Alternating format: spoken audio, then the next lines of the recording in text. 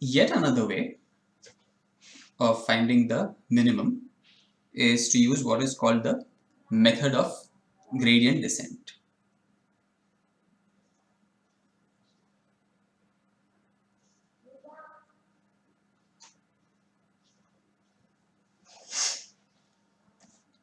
This actually makes use of Newton-Raphson method. So basically you want to minimize f of x, or in other words, you want to find the root of the function f prime x. So when the you want to find where is the derivative equal to 0, that point is going to give you the minimum.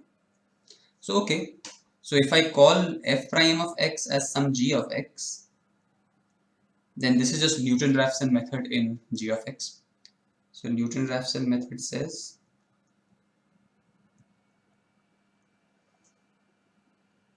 xn plus 1 is xn minus g of x over g prime of x. If you keep doing this repeatedly, you will end up with the root of g of x. You will find out where is g of x equal to 0. But g is just f prime. I should call these xn. So minus f prime xn divided by f double prime xn.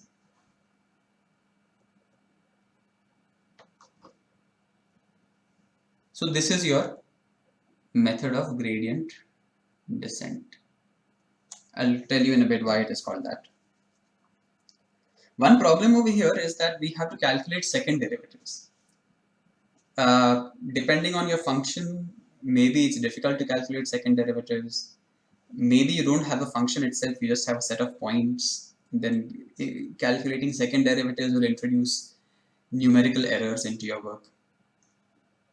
So one trick or one way out of this is to say that suppose within the range in which you are interested, suppose the second derivative is not varying too much, then you can say, okay, I will approximate it to be a constant. So suppose 1 over f double prime xn, or x, within the range that you are working with, if this I approximated to some constant gamma, then this algorithm becomes xn plus 1 is xn minus gamma times f prime xn. So the key trick over here is to be able to choose a sufficient, like a good value of gamma. If you can choose gamma properly, and then starting from x0, if you keep iterating, then eventually you will come close to the root of g of x, or close to the minimum of f of x. If you choose gamma to be positive, then you see that xn plus 1 is going to be less than xn, which means that you are always going to a smaller value, which means you're converging to a minimum. However, if you are in the other case, if you take gamma to be negative, then your xn plus 1 is going to be greater than xn, and you are going to converge to a maximum. So the sign of gamma will decide whether you are moving upwards towards a maximum or moving downwards towards a minimum. On the other hand, the magnitude of gamma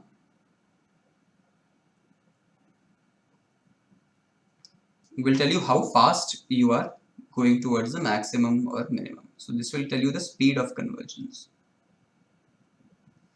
If your gamma is very small, then in each step you will go a very small amount towards the maximum or minimum. So it will take many steps to correctly pinpoint where the minimum is lying. On the other hand, if gamma is too large, then there is a risk that you will overshoot the minimum and you will go beyond it. So it's a compromise. You have to be careful about what kind of gamma you choose. Okay. So the last topic to discuss in the context of minimization, this is probably one of the most interesting ways of using random numbers in minimization, is the method called simulated annealing. Now, simulated annealing solves one of the biggest problems that occurs in any minimization problem, which is the problem of local minimum versus global minimum.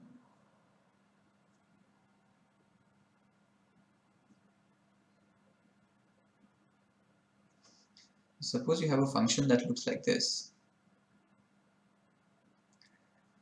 There are lots of local minima. So these are all local minima, because at each of these places locally the derivative goes to 0 and the function is only increasing from this point whichever side you go. However, there is only one global minimum, which is this one. So when you're finding, suppose you're using steepest descent method or whatever, a golden ratio search, any method that you choose, typically it might give you any of these. There's no guarantee that you will always get the global minimum. You might get what is called, you might get stuck in the local minimum, because in some sense it's like Newton-Raphson, right? You're trying to go downwards. If you use this method of descent, what this gamma factor does is it takes you to the bottom of the valley, so to speak. But there are all of these little valleys everywhere. So the method might come and get you stuck over here. And then you will say that, okay, this is my minimum. And that's fine. You're right. It is a minimum. But it is not the smallest possible value of the function. It is not the global minimum over this range of interest. So how do you solve that problem? With all the problems that we've discussed, all the methods we've discussed so far, there is no way of distinguishing between a local minimum and a global minimum. So one method that you can use is what is called simulated annealing.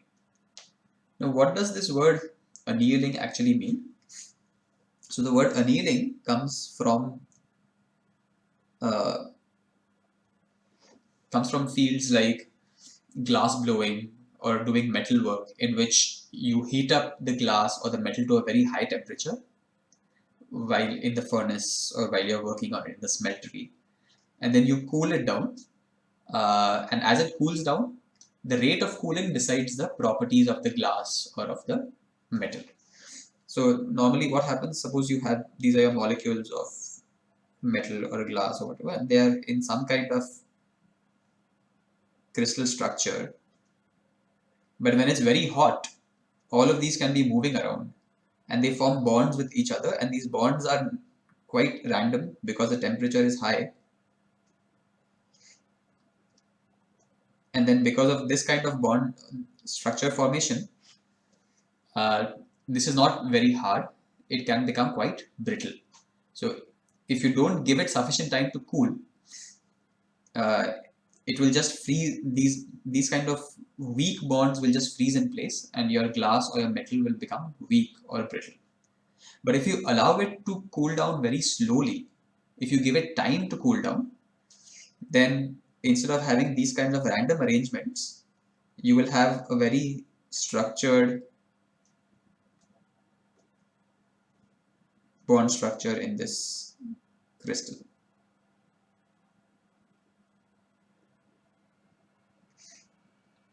And these are much stronger. So if you allow it to cool very slowly, then you will reach a more stable version of your solid structure, of your metal or of your glass or whatever it is. So one way of saying it is that the energy over here, let's call this E random. This one, not random. E fast cooling and E slow cooling. So E slow cooling is less than E fast cooling, which is why this structure is more stable. It's harder. The system prefers to be in that state. So this is of course in physics, and the same technique you can adopt in trying to find the minimum. So since this energy is less than this energy, if we can somehow simulate a slow cooling process, then that will allow us to reach a minimum energy state. So this state that we have generated over here, this is like a local minimum, and this kind of state or structure that we have, this is like your global minimum. So if you cool very fast, then you get stuck over here in the local minimum, like you would in your steepest descent gradient descent method. If you allow it to cool slowly, there's a good chance that you will end up in the global minimum. So this is what we are trying to do using random numbers in this numerical simulation. So let's take one concrete example to understand how to solve this kind of problem.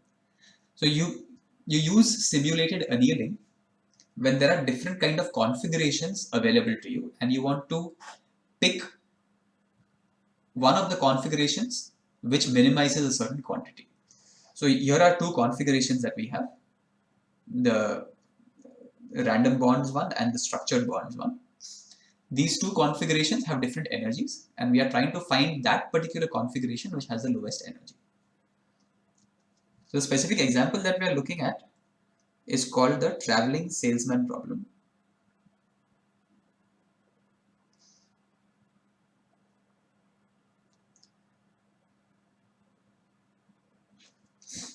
And this is discussed very nicely in numerical recipes, so you can take a look over there if you want a more detailed discussion. What is traveling salesman problem? Suppose I have a map over here, and on this map there are lots of cities.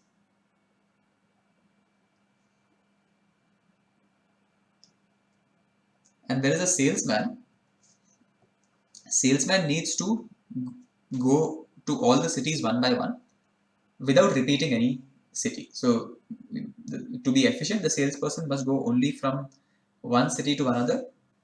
And of course, the problem over here is that the salesman has to minimize the distance that is traveled. So for example, this could be one possible arrangement of cities. Let's label the cities. No, let's call them C1, C2, C3, and so on, Cn. So given n cities, I want to minimize the distance. I want to travel to all of the cities, and I want to find the path which has the least distance to be traveled. So that is called the traveling salesman problem. So how would I do it? So first of all, no, let me label the cities not C1, C2, but just 1, 2, 1, 2, 3, n. So these are the labels for my cities. Now, what are the different configurations? The different configurations are the different routes that you might take. So maybe you want to follow the route 1, 2, 3, n, or maybe you find it more efficient to do 1, 2, n, 3, 4, and so on. Maybe that might be one more possible configuration. So 1, 2, n, 3, and so on, or 1, 3, 2, n, or 1, n, 2, whatever. So there are all of these different kind of configurations, and each configuration represents a route. And for each of these routes, I can find out what the total distance L is going to be as you travel. What is going to be the total distance L? So between every two cities, so if I call these now C1, C2, C3, Cn, where each of the Ci's can be a number from 1 to n. And what particular sequence you're choosing tells you what is the route that you have taken in traveling to all of these cities. So the distance between any Ci and the next Ci plus 1 is just going to be in terms of its x and y coordinates. So of course, when I'm saying there are cities, I know their coordinates. So I know that this is x3, y3, and so on. So the distance between two consecutive cities is going to be xi minus xi plus 1 plus yi minus yi plus 1, just the distance formula.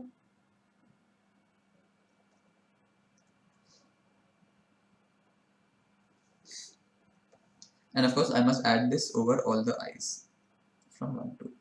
So this tells me the total distance that is being traveled. And I want to minimize L.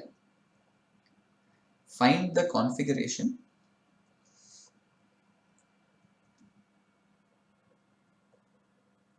given by C1 is 1, C2 is 3, and so on. Cn is whatever. I want to find this configuration that minimizes L. This is the basic statement of the traveling salesman problem. So how should we do this? For this, we need to take some lessons from statistical mechanics. So just a brief discussion on statistical mechanics. For those of you, I've probably not seen any statistical mechanics before. So you know thermodynamics. Thermodynamics deals with temperature, pressure, volume, density, all of these quantities.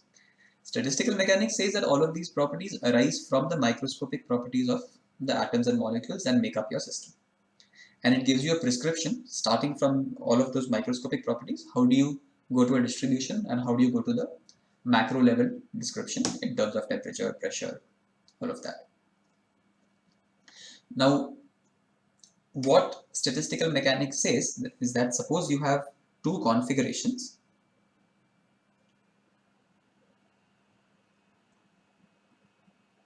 and these two configurations have energies E1 and E2, let's say EI and EJ. So two configurations I and J with energies EI and EJ.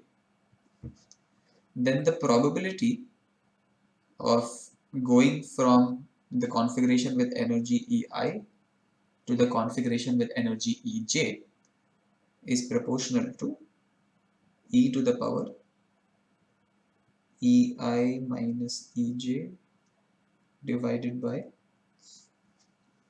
KT, where K is Boltzmann constant and T is the temperature. So this is the probability. We are going to slightly, so for our purposes, okay, so first of all, notice over here that as long as EI is greater than EJ, then this number is going to be large, which means that the probability is large. So a system, there's a large probability for a system to go from higher energy to lower energy. And that is what we see in physical systems. But the other way around, if EI is less than EJ, so you're going from a lower energy state to a higher energy state, then this becomes e to the power minus something, which is a small number. So there's a small probability for going to from a lower energy state to a higher energy state. So as we expect from physical systems. Okay, so over here we are going to modify this slightly. We are going to say that the probability is proportional to this as long as EI is less than EJ, and we are going to say it is almost 1 when EI is greater than EJ. Some large number, but it's a probability. It has to be normalized. So just for simplicity, let's just say the probability is 1. So if you're trying to go to a lower energy state, you are always going to do it. Going to a higher energy state, there is some small probability of that happening. Now, in our purposes, we are not trying to minimize energy. We are trying to minimize that quantity L, the total distance being traveled. So this L is playing the role of the energy in our case. And we have all of these different configurations depending on the ordering of the cities.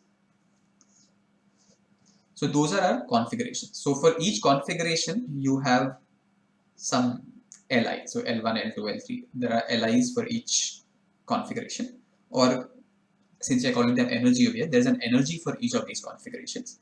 And we want to find that configuration which has the least energy.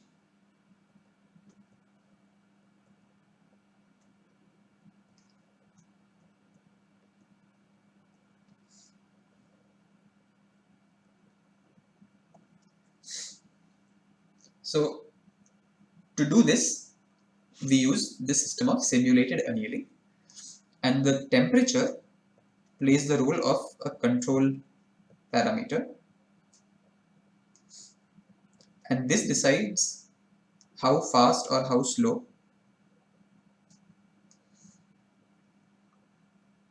we want to converge to our minimum minimum length or minimum energy. If we try to do it very fast, then we might get stuck in a local minimum, but if we give it time, then we will get into a global minimum. So I will not talk about, no, let's discuss it briefly because we have time. Yeah, we have time. So how should we do this? So once again, let's draw our map with some cities in it. And suppose there is some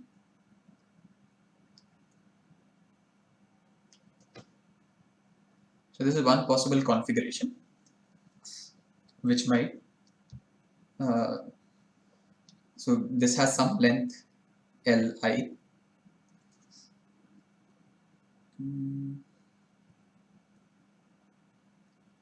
But there could also be some other configuration.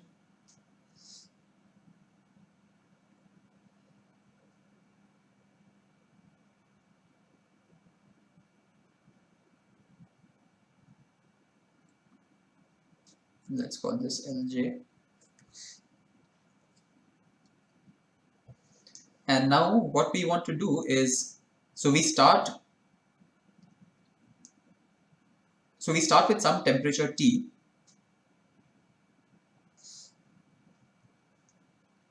and you start with some configuration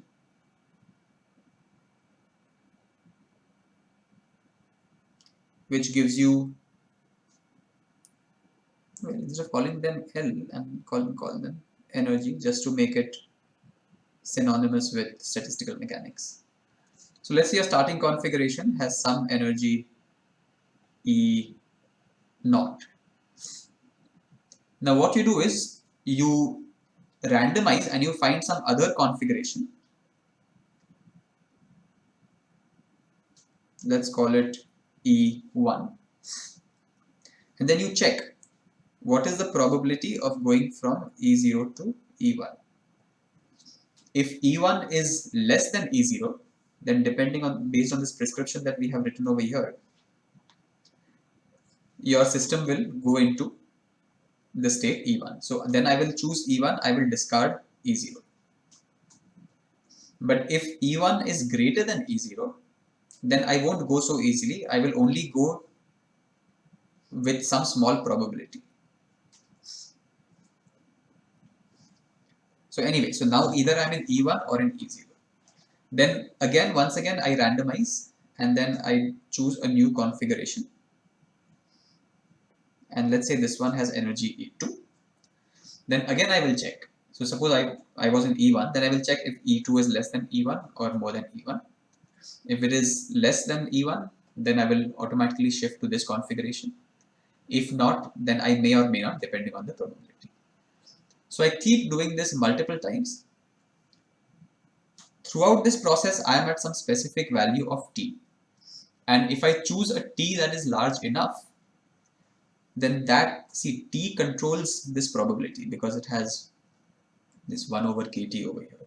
So a large value of T will enable me to move around within this configuration space. After doing this process for, let's say, 100 or 1000 times, then I will decrease my T a little bit. And then I will again repeat this process. Keep repeating this process over and over again, slowly, gradually reducing T. At some point, you will find that you will hit some configuration. Let's call it some En. Not N. Let's call it some Em. Where beyond that, you've tried lots of times and it's just not reducing further. You're not being able to reduce your energy further. Then that configuration, you can say, okay, this is one of my minimum possible minimum energy configurations, or in terms of the traveling salesman problem, this is the path which gives me one of the lowest possible distances. The strength of using simulated annealing like this is that we used our energy or length definition as this.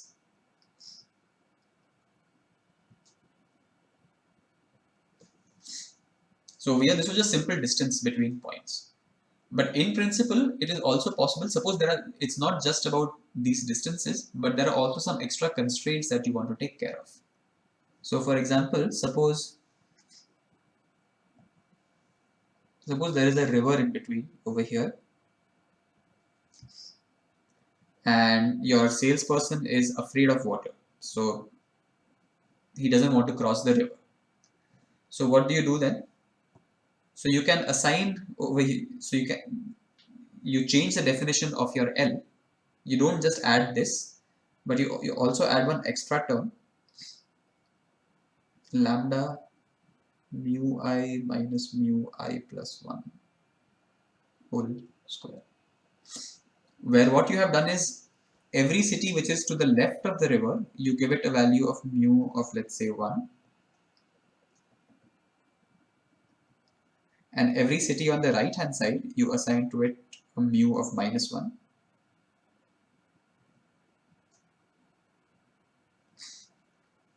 And what you have done over here is that if the value of mu changes, means if you cross the river, then you're adding some extra energy to the system. As long as you stick to the same side of the river, then mu I minus mu I plus 1 remains the same, because on the same side of the river, all the mu's are the same. But the moment you try to cross the river, then mu I minus mu I plus 1 is non-zero, which means this term acts as a penalty. It's some extra energy that you're giving to your system every time you cross the river. So that will change where the minimum lies.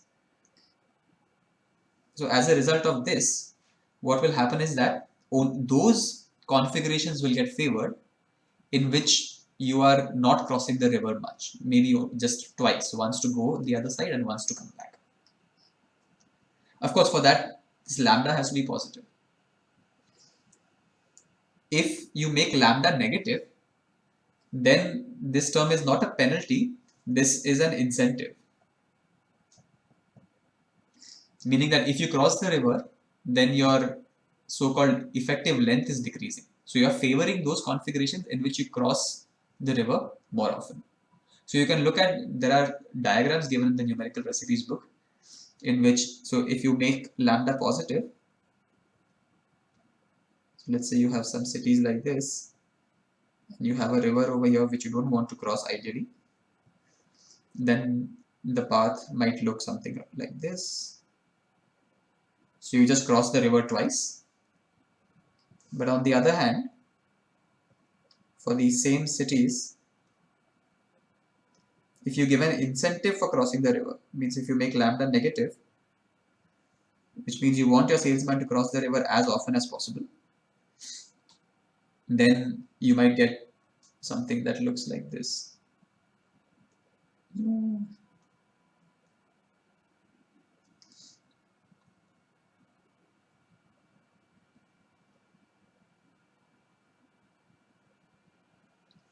The salesman tries to cross the river as much as possible. So this is the advantage, that even if you have some kind of constraint, like don't cross the river or cross the river as much as possible or any such thing, all you have to do is you have to change the definition of your energy and accordingly that will change your system. You can minimize a function keeping in mind certain constraints as well. And this kind of method becomes very useful when when you have lots of discrete configurations and you're trying to choose the minimum one out of them. So these were the techniques that we wanted to discuss as far as minimization of functions was concerned. And this one in particular also makes use of random number generators. So we've seen applications of random number generators, and we have seen how to minimize functions. And all of these can be used for various physical problems. Okay, so we stop here for now.